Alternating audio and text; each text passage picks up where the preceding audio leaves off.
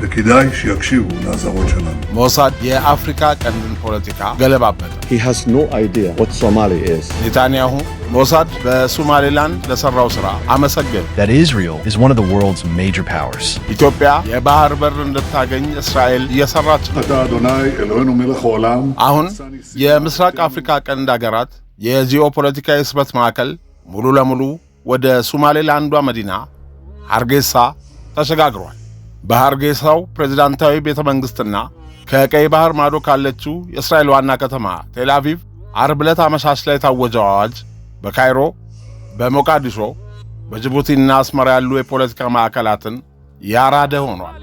ፈረንጆች አይስ ብሬከር ስትራቴጂ የሚሉት አይነት የበርካታ የዓለም ሀገራትን የፖለቲካ ማዕከላት ያራደው የእስራኤል መንግስት ለሶማሌላንድ የሉዓላዊ ሀገርነትና መንግስትነት በይፋ እውቅና የሰጠች የመጀመሪያው ሀገር እንድትሆን ያደረጋትን ውሳኔ ይፋ ማድረጓ ነው።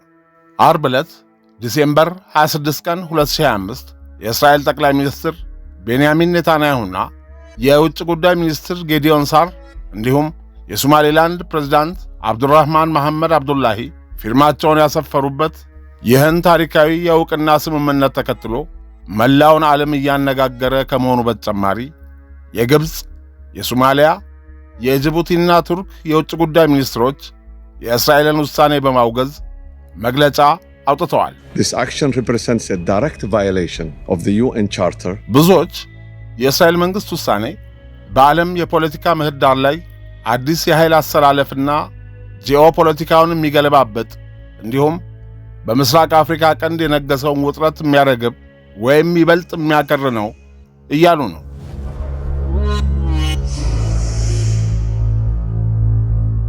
ከሰሞኑ የግብፅ ፕሬዝዳንት አብዱልፈታህ አልሲሲ ደም እንደላሰች ድመት እየተክለፈለፉ ኢትዮጵያ የባህር በር እንዳታገኝ በጅቡቲና አሰብ ወደቦችን ለማልማት ከየአገራቱ መሪዎች ጋር የደረሱትን ስምምነት ያመከነ ውሳኔ ነው እስራኤል ይፋ ያደረገችው። ምናልባት የግብፅ መንግስት በኢትዮጵያ ላይ የጀመረችውን ድብቅ ጦርነት እንዲያቆም ሳያስገድደው እንደማይቀር ብዙዎች መናገር ጀምረዋል። የፈረንጆቹ 2026 አዲስ ዓመት ትራምፕ የሚመሯት አሜሪካ የእስራኤልን ፈለግ በመከተል ለሶማሌላንድ የሉዓላዊ ሀገርነትና መንግስትነት ዕውቅና በመስጠት አብርሃም አኮርድ የተባለውን አሜሪካንና የመካከለኛው ምስራቅ አገራትን የሚያቅፈውን አጋርነትና ትብብር እውን ማድረጉ አይቀርም የሚሉ በርካቶች ናቸው። በ1960 ከእንግሊዝ ቅኝ አገዛዝ ተላቃ ለ5 ቀናት ብቻ ነፃ ሀገር ሆና ቆይታ የነበረችው ሶማሌላንድ ከሌላኛዋ የኢጣሊያ ቅኝ ከነበረችው ከሶማሊያ ጋር ከመቀላቀሏ በፊት እስራኤልን ጨምሮ 34 ሀገራት ዕውቅና ሰጥተዋን ነበር። ሶማሌላንድ ከ31 ዓመታት በኋላ በ1991 ከሶማሊያ በይፋ ብትገነጠልም እንደ ኢትዮጵያ፣ እንግሊዝ፣ ቱርክ፣ የተባበሩት አረብ ኤምሬትስ፣ ዴንማርክና ታይዋን ያሉ መንግስታት የንግድና የተለያዩ ተግባራትን የሚያከናውኑ የቆንስላ ማስተባበሪያ ጽሕፈት ቤቶች በሃርጌሳና በበርበራ ከመክፈት ውጪ ሙሉ የአገርነት ዕውቅና አልሰጧትም ነበር። የእስራኤል መንግስት በዓለም አቀፍ ደረጃ የመጀመሪያ ያደረገውን ለሶማሌላንድ ሪፐብሊክ ሉዓላዊ አገርነትና መንግስትነት ዕውቅና መስጠት ተከትሎ ጠቅላይ ሚኒስትር ቤንያሚን ኔታንያሁ ከሶማሌላንድ ፕሬዝዳንት ጋር በስልክ ባደረጉት ውይይት ውሳኔው በአገራቱ መካከል ያለው ግንኙነት መሰረታዊና ታሪካዊ መሆኑን ያረጋገጠ ውሳኔ መሆኑን ተናግረዋል። እንኳን አደረሳችሁ። ለመጪው የገና በዓል ልዩ የሆነ የቅናሽ አማራጭ በሜሪት ፕሮፐርቲስ ቀርቦላችኋል። በመሃል ፒያሳ ወዳጅነትና አራዳ ፓርክ ፊት ለፊት እያስገነባ ባለው የመኖሪያ ህንጻ ባለ 1፣ ባለ 2 እና ባለ 3 መኝታ ቤት በ10 በመቶ ቅድመ ክፍያ ይዞላችሁ መጥቷል። 65 በመቶ ቀድሞ ለሚከፍሉ 35 በመቶ ልዩ ቅናሽ አመቻችቷል። በቡድን ወይም በቤተሰብ ሆነው ለሚመጡ ደግሞ ልዩ የቅናሽ ፓኬጆች አዘጋጅተናል። ይህን ዕድል ለመጠቀም በ0956 56 57 59 መደወል በቂ ነው። የእስራኤል የስለላ ድርጅት ሞሳድ ይህን የምስራቅ አፍሪካ ፖለቲካ የገለባበጠ የፖለቲካ ውሳኔ የእስራኤል መንግስት እንዲወስድ ያስቻለውን መደላድል በማመቻቸቱ ረገድ ለተጫወተው ሚና ጠቅላይ ሚኒስትር ኔታንያሁ የሞሳድ ዳይሬክተሩን ዴቪድ ባርኔን አመስግነዋል። ይህ እርምጃ እስራኤል በአፍሪካ አህጉር ያላት ፍላጎት የጂኦፖለቲካዊና ወታደራዊ ዓላማዎችና ጥቅሞችን ያካትታል።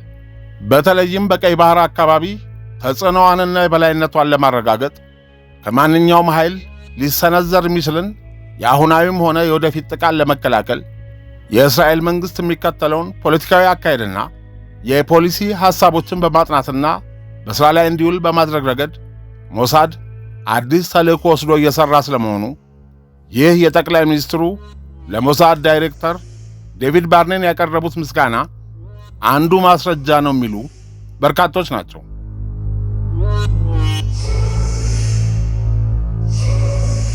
እስራኤል በአፍሪካ ቀንድ አዳዲስ የጦር ሰፈሮችን ማቋቋም ትፈልጋለች። ምርጫዋም ዓለም አቀፍ ዕውቅና እንዲሰጣት የምትፈልገው ሶማሌላንድ ናት።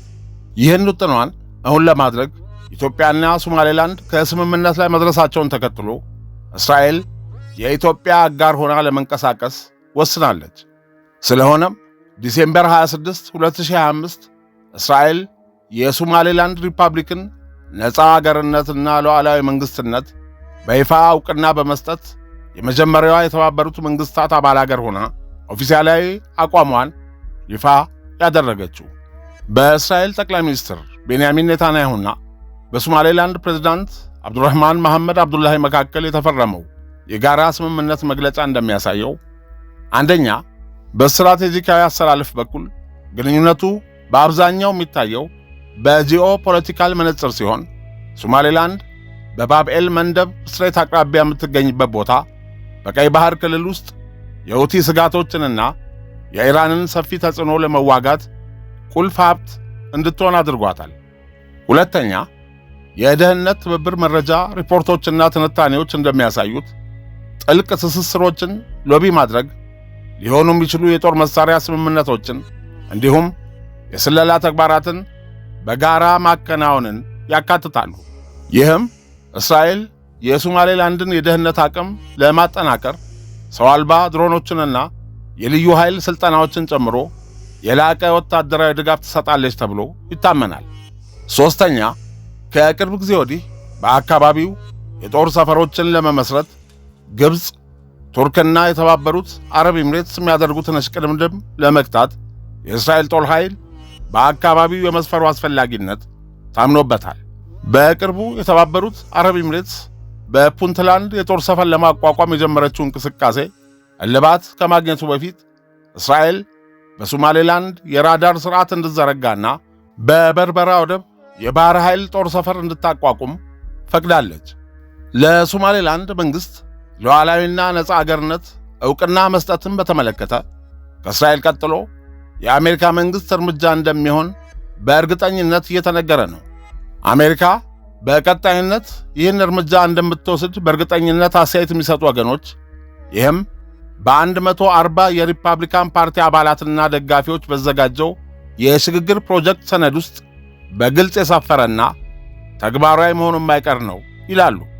ዶናልድ ትራምፕ በሁለተኛ የሥልጣን ጊዜያቸው የመጀመሪያዎቹ 100 ቀናት ውስጥ ተግባራዊ መሆን ካለባቸው ተግባራት ዝርዝር ውስጥ የሶማሌላንድን ነፃና ሉዓላዊ አገርነት ማጽደቅ አንዱ ነው።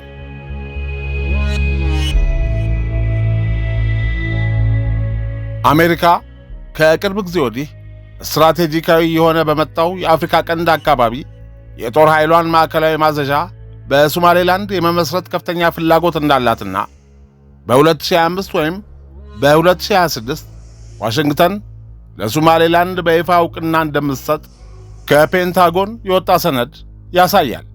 ከአንድ ዓመት በፊት የአሜሪካ ኮንግረስማን ስኮት ፔሪ የሶማሌላንድን ሉዓላዊ አገርነት ዕውቅና እንዲሰጥ የሚጠይቅ ረቂቅ ሕግ ለኮንግረሱ አቅርበው ነበር። ማርች 14 ቀን 2025 የወጣው ፋይናንሻል ታይምስ በዋሽንግተንና በሐርጌሳ መካከል የጦር ሰፈር ስለመመስረት እየተደረጉ ያሉ ውይይቶች እንዳሉ ዘግቧል። እንደ ፋይናንሻል ታይምስ ዘገባ ከሆነ ዋሽንግተን ከሶማሌላንድ ፕሬዝዳንት ጋር ተደርጎ ስለነበረ ግንኙነት የተናገሩት አንድ የአሜሪካ ባለሥልጣን በቀይ ባህር ዳርቻ በበርበራ ወደብ አቅራቢያ ወታደራዊ የጦር ሰፈር ለመመስረትና ለሶማሌላንድ ዕውቅና ለመስጠት በሚያስችል ስምምነት ላይ ውይይት መደረጉን ተናግረዋል። ማንነታቸው እንዳይገለጽ የጠየቁት እኚሁ የአሜሪካ ከፍተኛ ባለሥልጣን ለፋይናንሻል ታይምስ እንደገለጹት የትራምፕ አስተዳደር ከሶማሌላንድ አመራሮች ጋር በመደበኛ ዕውቅና ዙሪያ ድርድር ጀምሯል።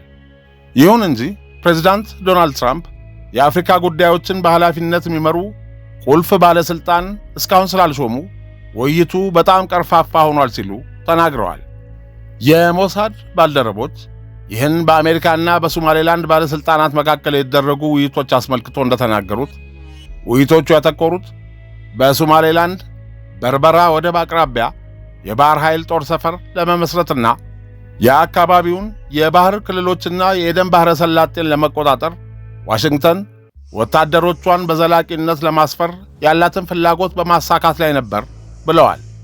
እስራኤል የበርበራ ወደብ ከቅርብ ጊዜ ወዲህ በአፍሪካ ቀንድ የጂኦፖለቲካል ውድድር ማዕከል እንደምትሆን በመገንዘብ ከሌሎች መንግስታት ቀድማ ለሶማሌላንድ ዕውቅና በመስጠት ስትራቴጂካል የበላይነትን መቀዳጀት አስፈላጊ መሆኑን ሞሳድ ለእስራኤል መንግስት የውሳኔ ሐሳብ አቅርበው እንደነበረ ይፋ የሆኑ መረጃዎች ያመለክታሉ።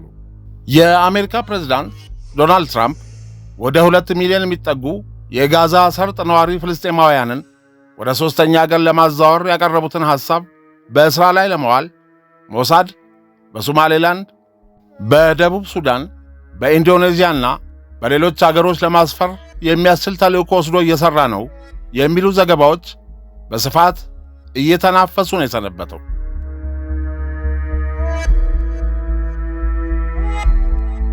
ዶናልድ ትራምፕ ከጋዛ ሰርጥ ወደ 2 ሚሊዮን የሚጠጉ ነዋሪዎችን ለማዛወር ያቀረቡትን ሐሳብ በሥራ ላይ ለማዋል የእስራኤል ጠቅላይ ሚኒስትር ቤንያሚን ኔታንያሁ ለሞሳድ ኃላፊነት ሰጥተዋል የሚሉ ዘገባዎችን ተከትሎ ሶማሊያ በተለይም ከፊል ራስ ገዝ በሆነችው የፑንትላንድ ግዛት ከጋዛ የመጡ ስደተኞችን በፈቃደኝነት ለማስፈር የአሜሪካ ፕሬዝዳንት ባወጡት የመልሶ ማቋቋም ዕቅድ ላይ ተስማምተዋል የሚሉ ዘገባዎች ከእነዚህ እንቅስቃሴዎች ጀርባ ሞሳድ አለ እያሉ ነው። እነዚህን በበይነመረብ በስፋት እየተሰራጩ ያሉ ዘገባዎችን የሶማሊያ ፌዴራላዊ መንግሥትና ፑንትላንድ ፍጹም ሐሰት ነው፣ ከዩናይትድ ስቴትስና ከእስራኤል ጋር የተደረገ ምንም አይነት ድርድር የለም፣ እነዚህን ዘገባዎች የሚያናፍሱት በአካባቢው የግብፅንና የቱርክን የበላይነት ለማረጋገጥ ፍላጎት ያላቸው ወገኖች በሶማሌላንድና በደቡብ ሱዳን መንግሥታት ላይ የከፈቱት አሉታዊ ዘመቻ ነው በማለት አስተባብለዋል። ግብፅ ሶማሌላንድ የነጻ አገርነትና መንግሥትነት ዕውቅና እንዳታገኝ ለማድረግ ለ31 ዓመታት መላውን የአረብና የአፍሪካ መንግሥታት በማስተባበር ያደረገችውን ጥረት ውጤት አልባ የሚያደርግና ለበርካታ ወራት በሶማሌላንድና በኢትዮጵያ መካከል እያደገ የመጣውን አጋርነት ለመግታት ያደረገችውን ጥረት የሚያመክን አዲስ የፖለቲካ አሰላለፍ እውን መሆኑን የተረዱ የግብፅ የፖለቲካ ምሁራን ይህ መብረቃዊ የዲፕሎማሲ ድንገቴ ክስተት የሚያመጣባቸውን ትርፍና ኪሳራ ለማወቅ እየተዋከቡ ነው። ኢትዮጵያ የባህር ኃይል ጦር ሰፈር ለማቋቋም እንዲሁም የወጪና ገቢ ዕቃዎችን የምታስተናግድበት ወደብ ለማግኘት ከሶማሌላንድ ጋር ባለፈው ዓመት የደረሱት የመግባቢያ ስምምነት በአፍሪካ ቀንድ ዙሪያ የኃይል ሚዛን ላይ ከፍተኛ ለውጥ ያስከትላል።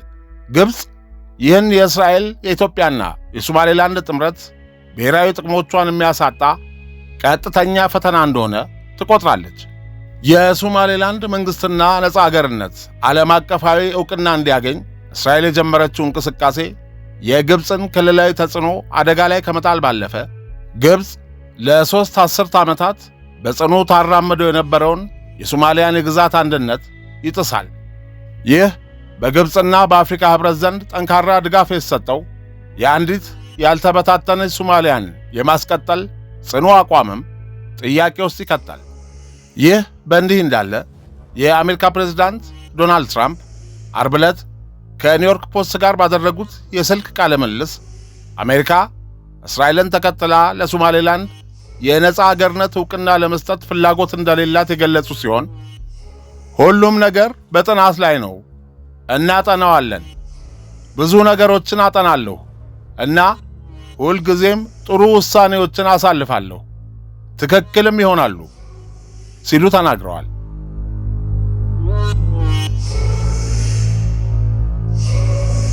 ሶማሌላንድ ስትራቴጂካዊ ጠቀሜታ ባለው የኤደን ባህረ ሰላጤ አቅራቢያ በርበራ ወደብ ላይ አሜሪካ የጦር ሰፈር እንድትገነባ ያቀረበችውን ሐሳብ በተመለከተ ትራምፕ ትልቅ ጉዳይ በማለት ስለ ጉዳዩ ምንም ምላሽ ሳይሰጡ አድበስብሰው አልፈውታል።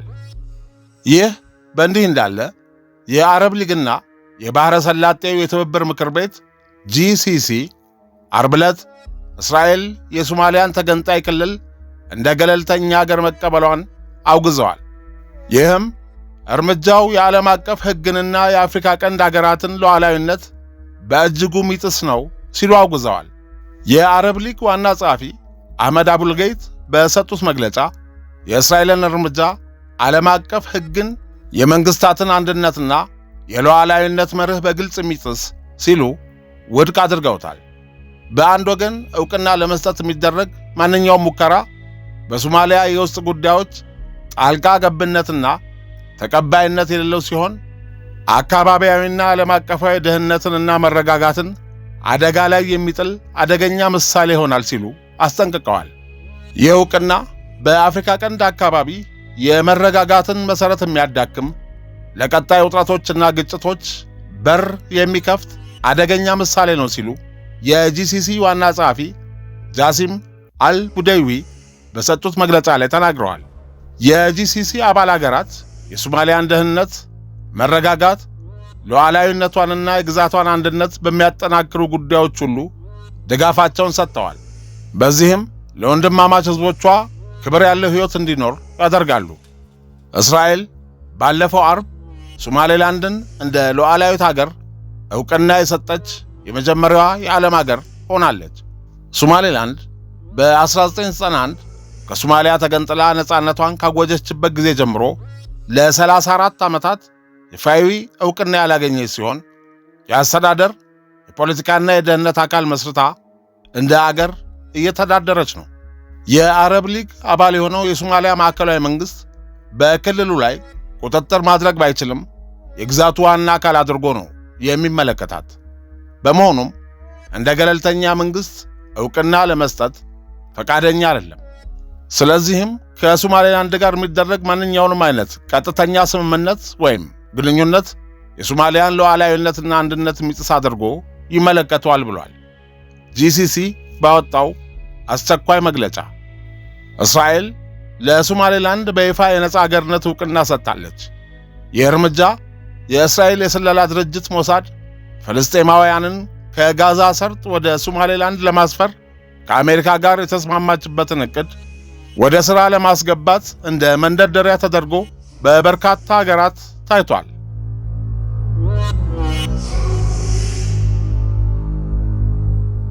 ይህ የእስራኤል ለሶማሌላንድ ዕውቅና መስጠት በቀጥታ የቻይናን አቋም የሚቃረን ሲሆን ማንኛውም ጂኦግራፊያዊ ወይም የሥነ ሕዝብ እውነታን ለመለወጥ ያለመ መሆኑን የቻይና የጸጥታ የወታደራዊና የስለላ ኤጀንሲዎች ግምገማ ያመለክታል።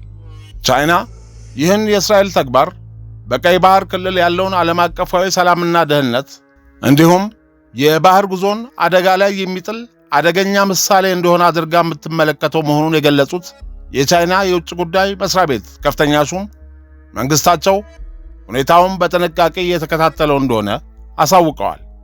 በሌላ በኩልም እስራኤል ለሶማሌላንድ የአገርነት ዕውቅና መስጠቷ የሶማሊያን ሉዓላዊነትና የግዛት አንድነት የሚጥስ ተግባር ነው ስትል ኢራን አጥብቃ አወገዘች። የእስራኤልን እርምጃ ተንኮል የተሞላበት ነው ሲሉ የገለጹት የውጭ ጉዳይ ሚኒስቴር ቃል አቀባይ እስማኤል ባጋይ የሶማሊያን ብሔራዊ ሉዓላዊነትና የግዛት አንድነት መጠበቅ አስፈላጊ መሆኑን አጽንዖት ሰጥተዋል። እስማኤል ባጋይ ይህ የዕውቅና አሰጣጥ እስራኤል ከምትታወቅበት የማናለብኝነት ፖሊሲ ጋር የሚጣጣም መሆኑንና በአካባቢው ያሉ አገሮችን ለማተራመስ ብሎም በቀይ ባህርና በአፍሪካ ቀንድ ያለውን አለመረጋጋት ለማባባስ የተደረገ ነው ብለዋል። የኢራን የውጭ ጉዳይ ሚኒስትር ቃል አቀባይ እስማኤል ባጋይ የእስልምና ትብብር ድርጅት OIC የአፍሪካና የአውሮፓ ህብረት ያሳለፉትን ጽኑ ውግዘት በመደገፍ ይህንን የወራሪ ሥርዓት የማስፋፊያና ስጋት የሚፈጥር እንቅስቃሴ ለማላቀቅ ዓለም አቀፉ ማህበረሰብ ቆራጥ እርምጃ እንዲወስድ ጥሪ አቅርበዋል። ልክ እንደ ኢራን ሁሉ እስራኤል ለሶማሌላንድ የሰጠችውን ዕውቅና ቱርኪ፣ ሳውዲ አረቢያ፣ ግብፅ፣ ኳታር፣ ኬንያ፣ ኡጋንዳ፣ ታንዛኒያና ጅቡቲን ጨምሮ በርካታ ሀገራት ሕገወጥ ድርጊት ነው ሲሉ ተቃውመውታል።